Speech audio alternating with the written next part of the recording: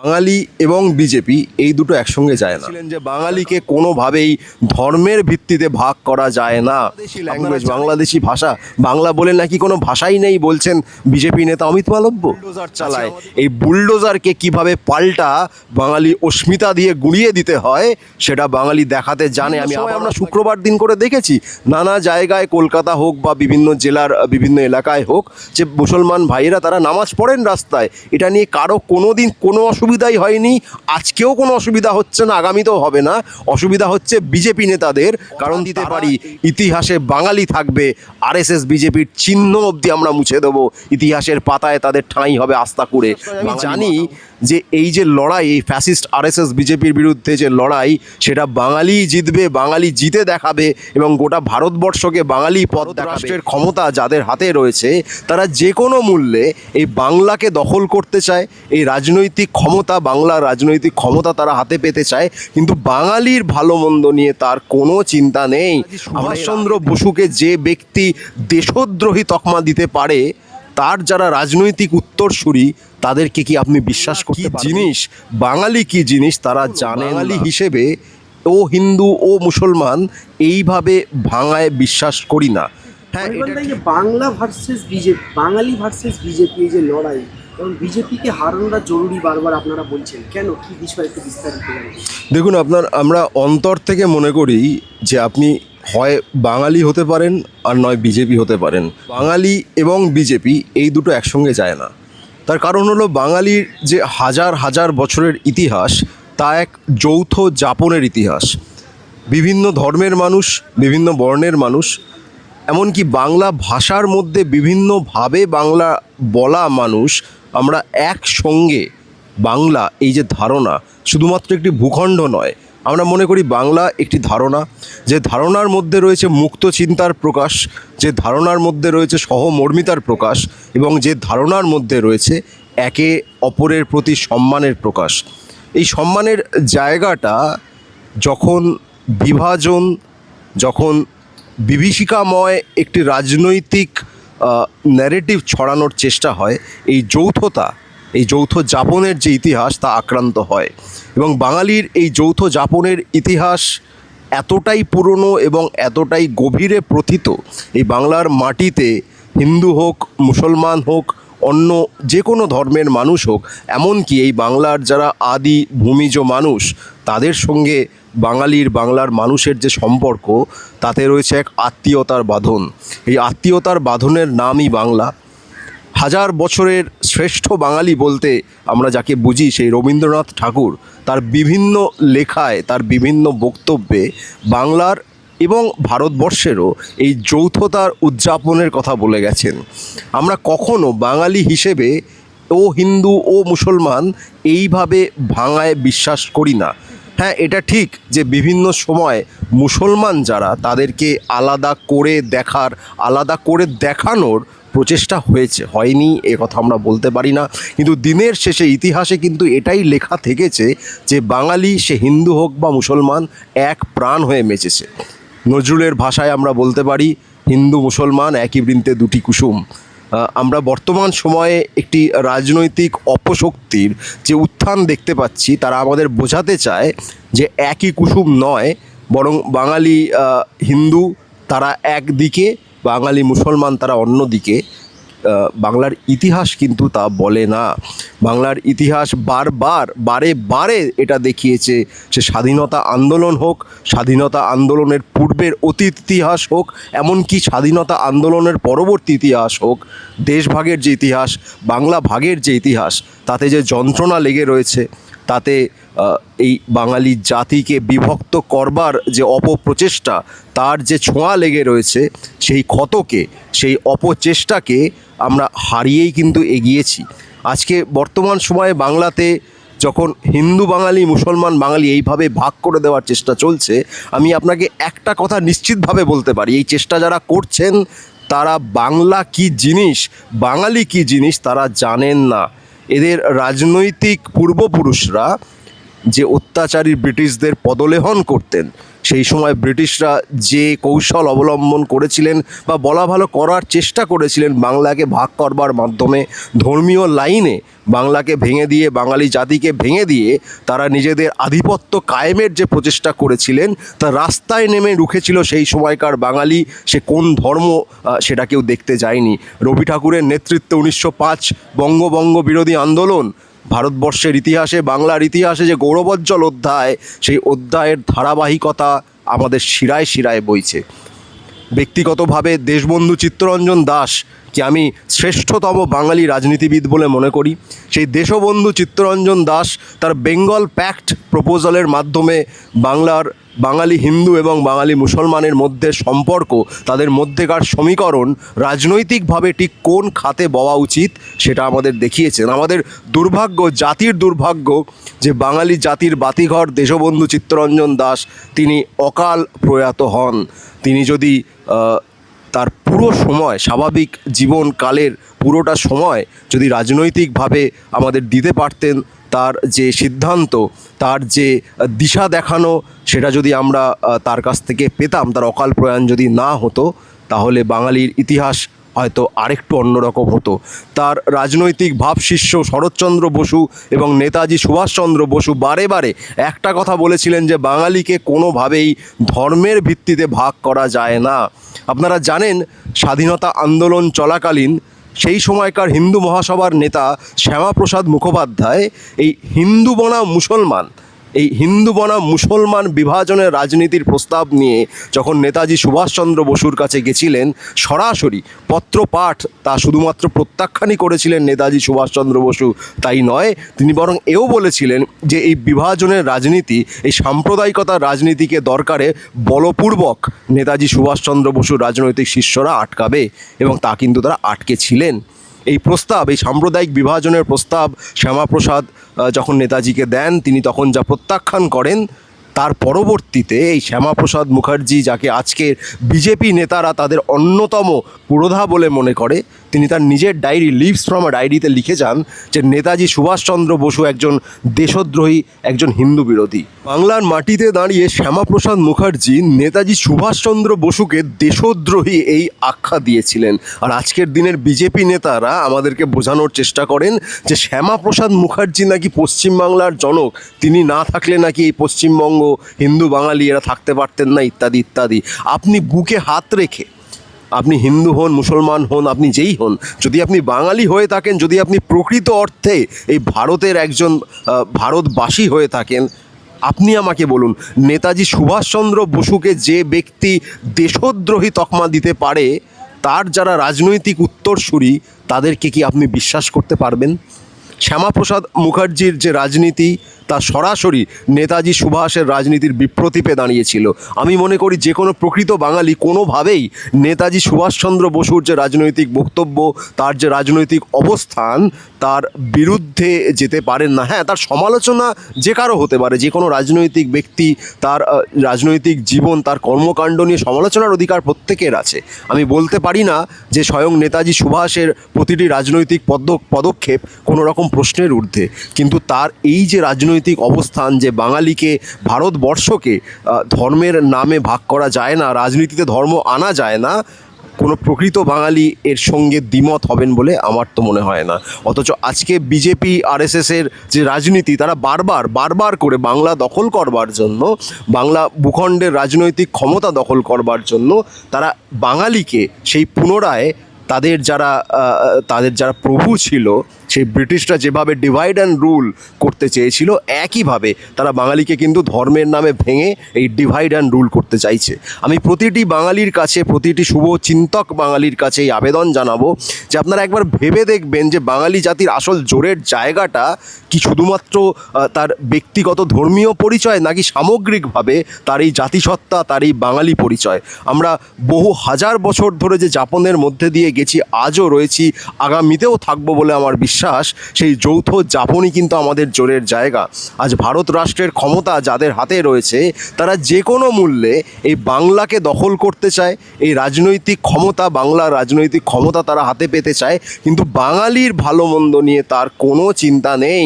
আমরা এর আগে দেখেছি, সে এনআরসি হোক কিংবা এখন বর্তমানে যে এসআইআর প্রক্রিয়া চলছে তার মধ্যে দিয়ে যেভাবে বাঙালি জাতিকে নিশানা করা হচ্ছে তার দিক চিহ্ন গোটা ভারতে ছড়িয়ে।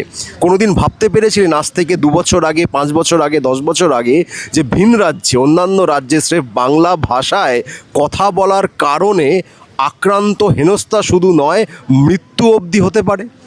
পিটিয়ে মারার ঘটনা ঘটছে। আমাদের এখানকার যে ভাইয়েরা অন্যান্য রাজ্যে কাজ করতে গেছেন বা যাচ্ছেন বা ইতিমধ্যেই বহু বছর কাজ করেছেন, তারা স্রেফ বাংলা ভাষায় কথা বলার জন্য তারা আক্রান্ত হচ্ছেন। সেখানকার পুলিশ তাদেরকে গ্রেপ্তার তো নয়, আটক করছে। অনেককে রাতের অন্ধকারে বাংলাদেশে পুশব্যাক করে দেওয়া হচ্ছে। পরবর্তীতে আইনের মাধ্যমে আদালতের সাহায্য নিয়ে তাদেরকে ফেরত আনতেও তারা বাধ্য হচ্ছে, তারা ফেরত নিতে বাধ্য হচ্ছে। এমতো অবস্থায় যে গোটা ভারতবর্ষ জুড়ে বাঙালি বিরোধিতার যে আবহ তৈরির চেষ্টা, যে বাংলা ভাষায় কথা বলা মানেই আসলে বাংলাদেশি, দিল্লি পুলিশের সেই সার্কুলার, সেই নোটিশ যেখানে তারা বলছে বাংলাদেশি ল্যাঙ্গুয়েজ, মানে তারা বাংলা ভাষা বলে যে একটি স্বীকৃত, সংবিধান স্বীকৃত ভাষাই ভারতে আছে, সেটাকেই তারা সম্পূর্ণ অস্বীকার করে বলছে যে বাংলাদেশি ল্যাঙ্গুয়েজ, বাংলাদেশি ভাষা, বাংলা বলে নাকি কোনো ভাষাই নেই বলছেন বিজেপি নেতা অমিত মালব্য।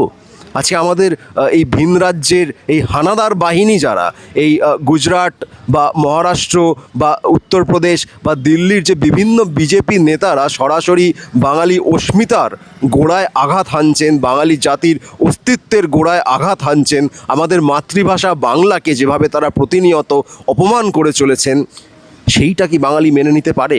আমি স্থিরভাবে বিশ্বাস করি যে বাঙালিরা আজকের দিনে দাঁড়িয়ে যে কোনো কারণেই হোক বিজেপির এই ন্যারেটিভের এই পাতা ফাঁদে পা দিয়েছেন, তারা এক না একদিন ঠিক বুঝবেন যে বাঙালি জাতিসত্তার ওপরে কিন্তু বিজেপি দল নয়, এমনকি কোনো রাজনৈতিক দলই নয়। কারণ আপনি বাঙালি হয়ে জন্মেছেন, আপনি বাঙালি হয়েই মারা যাবেন। এই জন্ম থেকে মৃত্যুর মাঝখানে বহু ঘটনা ঘটতে পারে, বহু বদল ঘটতে পারে, কিন্তু এই জাতিসত্তার পরিচয়, এই যে মাকে বাংলা ভাষায় মা বলে ডাকা, এই ডাক কোনো দিন পাল্টাবে না। আপনি বাঙালি হয়ে, আমি জন্মেছি, আপনি জন্মেছেন, আমি বাঙালি হয়েই মরব, আপনি বাঙালি হয়েই মরবেন। কিন্তু মাঝের এই পথ, এই জন্ম থেকে মৃত্যুর পথ, আমরা কি বিজেপি আরএসএসের মতোই ভয়ঙ্কর বাঙালি বিদ্বেষী, বাংলা বিদ্বেষী একটি রাজনৈতিক শক্তির হাতে আত্মসমর্পণ করতে পারি? কোনো দিন না। বাঙালি আত্মসমর্পণ করেনি, কোনো দিন করেনি, আমরা আজকেও করব না, আগামীতেও করব না। আমার স্ত্রীর বিশ্বাস, শুধু বিশ্বাস নয়, আমি জানি যে এই যে লড়াই, এই ফ্যাসিস্ট আরএসএস বিজেপির বিরুদ্ধে যে লড়াই, সেটা বাঙালিই জিতবে, বাঙালি জিতে দেখাবে এবং গোটা ভারতবর্ষকে বাঙালি পথ দেখাবে। এরা চেষ্টা করুক, যত রকমের এদের চেষ্টা, এনআরসি, এই এসআইআর, এই সিএএ, এই সেই তাই, 100 বার এর নিশানাটাই হচ্ছে বাঙালি। আপনি আমাকে বলুন যে স্রেফ বাঙালি হওয়ার কারণে এই যে বাংলাদেশি সন্দেহ, অনুপ্রবেশকারী সন্দেহ, এই যে রোহিঙ্গা ইত্যাদি বারবার বলা, এই যে উইপোকা বলা, এটা কি আর কোনো রাজ্যের কোনো মানুষের সঙ্গে হচ্ছে? আপনি কোথাও বলতে শুনেছেন যে হিন্দি বলছে মানেই সে পাকিস্তানি? পাকিস্তানে তো হিন্দি বলা হয়। আপনি হিন্দিতে যখন কথা বলবেন, সেই কথা যদি পাকিস্তানের বাসিন্দারা শোনে, তারা সহজেই বুঝতে পারবে। তাহলে আজকের দিনে দাঁড়িয়ে কোনো রাজ্যের কোনো মানুষকে এই কথা যদি শুনতে না হয় যে হিন্দি বলা মানেই পাকিস্তানি, তাহলে বাংলা বললেই বাংলাদেশি, এটা আমাদের কেন শুনতে হবে? এসআইআর যতই বিভিন্ন রাজ্যে হোক না কেন, এর নিশানা যে আদতে বাংলা, এর নিশানা যে আদতে বাঙালি জাতি, এ নিয়ে সন্দেহের ন্যূনতম কোনো অবকাশ নেই। শুভেন্দু অধিকারী তো এখনো জোর গলায় বলছেন 177 থেকে 177 হবো আমি। দেখুন, বিজেপি তার আসন সংখ্যা কত বাড়াবে, কত কমে যাবে, কি হবে, এটা ভোটের লড়াইয়ের বিষয়, তাতে তারা নিশ্চিতভাবে হারবে, সেটা অন্য বিষয়। কিন্তু 100 বার হারবে, 100 বার হারবে। আজকে কোনো রাজনৈতিক দল ভোটে কত আসন পাবে, তারা কত ভোট পাবে, তার ওপর বাঙালি জাতির ভবিষ্যৎ নির্ধারিত হতে পারে না। এই ভারতবর্ষ স্বাধীন হয়েছে আমাদের রক্তে, এই ভারতবর্ষ স্বাধীন হয়েছে বাঙালির রক্তে। আজকে স্বাধীন ভারতে সমস্ত রাজ্যের মানুষ যে নিঃশ্বাস নিতে পারছেন, তার কারণ আমরা এই ভারত রাষ্ট্রে কারো দয়ায় থাকি না, কেউ আমাদের দয়া করে এখানে থাকতে দেয়নি। আমরা নিজেদের অধিকার নিজেরা আদায় আদায় করেছি, এই ভারতবর্ষের সমস্ত মানুষের স্বাধীনতার অধিকার, এটা বাঙালির অর্জন। এটা গর্ব করে বলতে হবে যে আমাদের জন্য ভারত স্বাধীন হয়েছে। সেই বাঙালিকে আজকে যারা ঘুষপেটিয়া, অনুপ্রবেশকারী, বাংলা বললেই বাংলাদেশি, বাংলা বলে কোনো ভাষাই নেই, এই ধরনের কথা বলে বারবার করে আমাদের নিশানা করছেন, আমি আপনাকে কথা দিতে পারি ইতিহাসে বাঙালি থাকবে। আরএসএস বিজেপির চিহ্ন অবধি আমরা মুছে দেবো, ইতিহাসের পাতায় তাদের ঠাঁই হবে আস্থা করে। বাঙালি মাথা উঁচু করে বেঁচেছে, আজকেও মাথা উঁচু করে বাঁচছে, এবং আগামীতেও এই মাথা উঁচু করে বাঁচার অধিকার আমরা ছিনিয়ে আনবো। সেই লড়াই আমাদের রক্তে রয়েছে। ডবল ইঞ্জিনকে কি একটা সুযোগ বাঙালি দেবে না সোনার বাংলা করা? দেখুন, ডবল ইঞ্জিন কোনো সরকার নয়, ডবল ইঞ্জিন বুলডোজার চলে। যেখানে যেখানে ডবল ইঞ্জিনের তথাকথিত সরকার আছে, তারা কার্যত বুলডোজার চালায়। এই বুলডোজারকে কিভাবে পাল্টা বাঙালি অস্মিতা দিয়ে গুঁড়িয়ে দিতে হয় সেটা বাঙালি দেখাতে জানে। আমি আবারও আপনাকে বলছি, বাঙালি শান্ত একটি জাতি, কিন্তু প্রয়োজনে যদি অশান্ত হতে হয় তাহলে তার ফলাফল কি হতে পারে সেটা পৃথিবীর ইতিহাস দেখেছে। এই যে রমজান মাস চলছে, মুসলমানরা রাস্তা বন্ধ করে নামাজ পড়ছে, বাঙালিরা এটা সহ্য করবে? বিজেপি তো গর্জে উঠেছে। দেখুন, যখন হিন্দু বাঙালি তারা তাদের পুজো পার্বণ রাস্তায় প্যান্ডেল করে করেন, তখন যারা মুসলমান ভাই বোনেরা রয়েছেন তাদেরকে কখনো দেখেছেন তারা প্রতিবাদ করছেন? তারা কখনো বলেছেন এরকম করা যাবে না? বরং তারা বারবার সহযোগিতার হাত বাড়িয়ে দিয়েছেন। আমি আবারও আপনাকে বলছি যে আমাদের ইতিহাস, বাংলার ইতিহাস হলো যৌথ যাপনের ইতিহাস।